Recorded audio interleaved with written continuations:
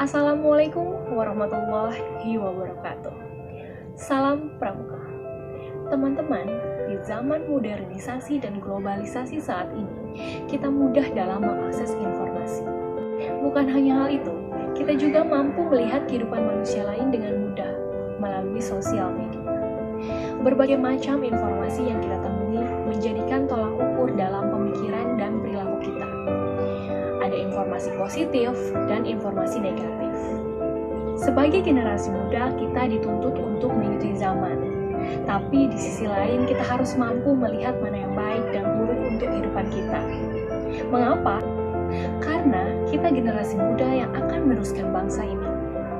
Maraknya kasus-kasus yang kita lihat di sosial media dan media televisi ini menggambarkan perilaku manusia saat ini dan juga menggambarkan perilaku generasi muda saat ini. Permasalahan-permasalahan sosial seperti pembunuhan, pembulian, pelecehan seksual, narkoba, penistaan agama, tawuran, bahkan pembunuhan terhadap orang tua. Ini merupakan polemik yang memprihatinkan. Siapa yang salah dan mengapa bisa terjadi? Ini berhubungan dengan etika dan moral.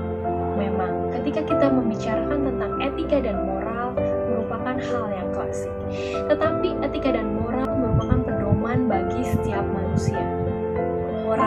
Moral secara etimologi berasal dari bahasa Latin, yaitu mos. Secara jamak, yaitu mors, yang artinya kebiasaan atau adat. Dalam kamus bahasa Indonesia, moral diterjemahkan sebagai aturan kesusilaan mengenai baik buruk, salah maupun benar. Sedangkan etika menurut Dr. Andes Haji Burhanuddin Salam menyatakan bahwasannya etika cabang ilmu filsafat yang membicarakan tentang nilai dan norma membentuk perilaku manusia dalam kehidupan sehari-hari.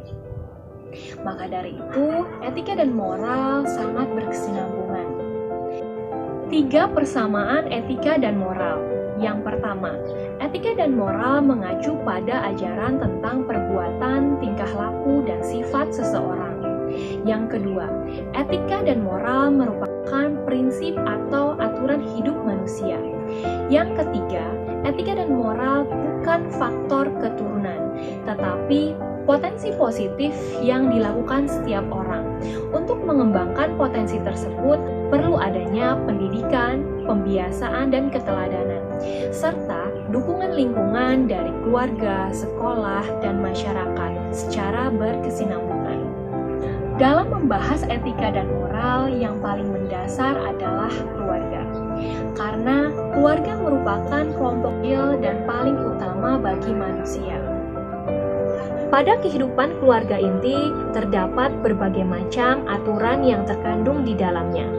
Nilai-nilai itu seperti keagamaan, sopan santun, kejujuran, dan lain sebagainya. Meskipun kadangkala penerapan nilai itu mengalami kesulitan atau hambatan, akan tetapi nilai-nilai itu kiranya sangat mendukung suatu keluarga dalam mempersiapkan dan mewujudkan sumber daya yang berkualitas. Etika dan moral sering kita abaikan. Contohnya seperti tidak pamit dan mencium tangan kepada orang tua sebelum pergi keluar rumah. Tidak meminta maaf kepada orang tua bila melakukan kesalahan. Tidak membantu ibu dalam melakukan pekerjaan rumah. Tidak bertutur kata dengan lembut dan sopan kepada orang tua. Membantah perintah orang tua. Tidak saling menghormati dan menghargai. Berbohong kepada orang tua, tidak mendengarkan nasihat orang tua. Dalam pengembangan etika dan moral perlu adanya dukungan dari pendidikan, salah satunya sekolah.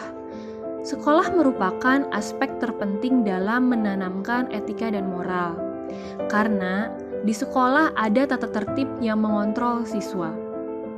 Melihat kondisi sekolah saat ini, dampak dari pandemi COVID-19, pemerintah mengalihkan proses pembelajaran di rumah.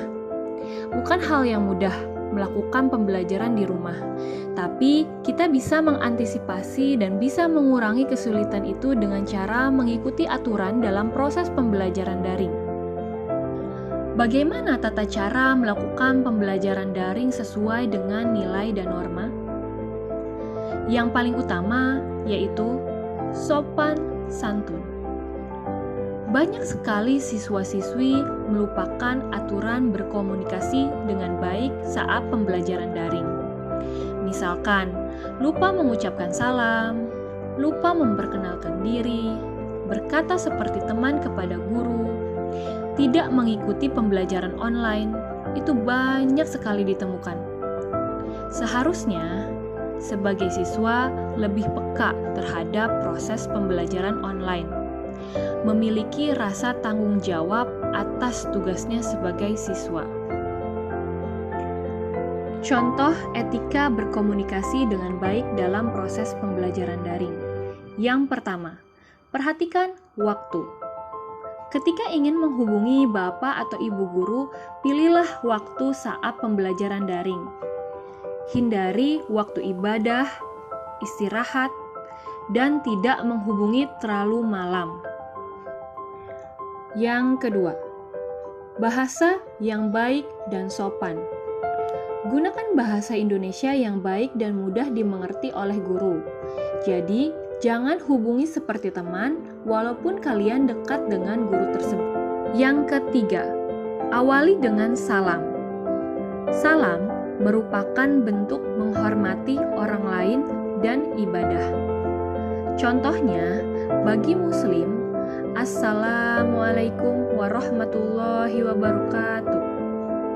Bagi non-Muslim, bisa menggunakan kata selamat pagi atau selamat siang. Dan contoh yang tidak baik hanya mengucapkan halo, pagi, siang, bahkan P.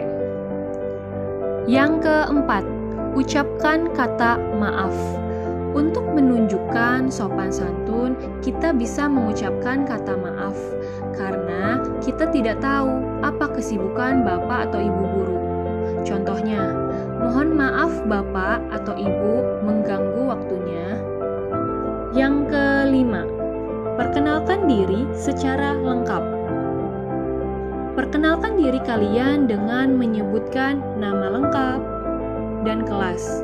Lalu, gunakan nama asli dalam akun kalian. Hindari nama samaran untuk memudahkan bapak atau ibu guru dalam proses penilaian.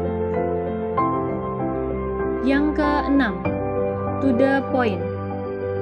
Sampaikan tujuan kalian dengan jelas dan tidak bertele-tele.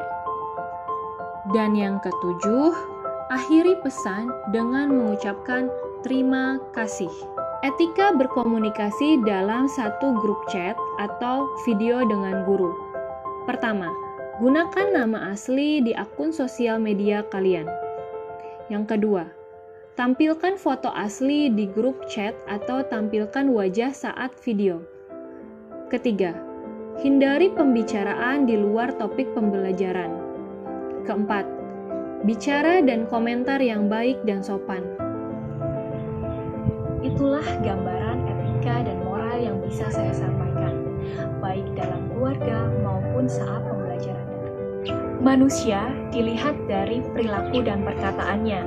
Etika dan moral merupakan tolak ukur kualitas seseorang. Semoga kita bisa lebih memperbaiki diri menuju moralitas yang tinggi dan bermanfaat bagi orang lain. Mungkin cukup sekian, kurang lebihnya mohon maaf. Wassalamualaikum warahmatullahi wabarakatuh.